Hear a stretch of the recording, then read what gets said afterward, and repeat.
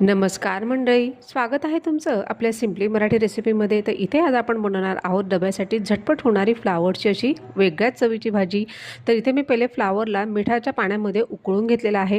त्यानंतर कढईमध्ये तेल गरम करून त्यात जिरं आणि मोहरी छान तडतडू दिलेले आहेत। त्यानंतर इथे मी टाकून घेतलेला आहे कढीपत्ता आणि त्यानंतर आहे इथे हिरवी मिरची। हे आपल्याला तेलामध्ये छानपैकी परतवून घ्यायचं आहे। त्यानंतर आलं लसणाची पेस्ट इथे मी टाकून घेतलेली आहे।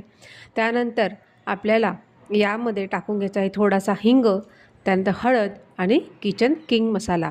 यानंतर जी फ्लावर आपण उकळून घेतलेली होती ती टाकून घ्यायची आहे आणि चवीनुसार इथे मीठ टाकून आपली डब्यासाठी अतिशय वेगळ्या चवीची फ्लावरची भाजी इथे तयार आहे। त्यानंतर इथे मी थोडी कोथिंबीर टाकून घेतलेली आहे। त्यानंतर या भाजीला जवळपास एक 5 ते 7 मिनिटं आपल्याला पुन्हा वाफवून घ्यायची आहे। आणि तुम्ही बघू शकता आपली एकदम वेगळ्या चवीची आणि रंगाने म्हणाल तर अतिशय सुंदर आणि चवीला म्हणाल तर एकदम अप्रतिम अशी भाजी तयार झालेली आहे। चला तर मग रेसिपी जर आवडली असेल तर नक्कीच चॅनलला लाईक करा, शेअर करा, कमेंट्स करा आणि हो, जाता जाता मात्र चॅनलला सबस्क्राईब नक्कीच करा।